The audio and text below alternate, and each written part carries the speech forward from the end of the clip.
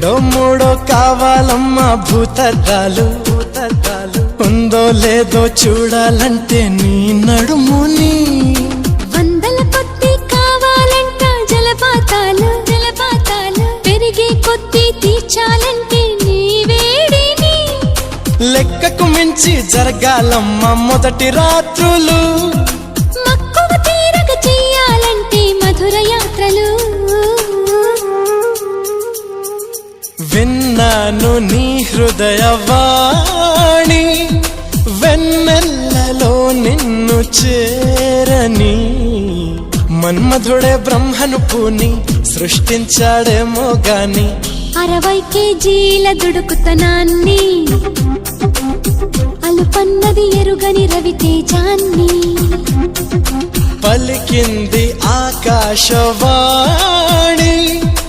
ఈ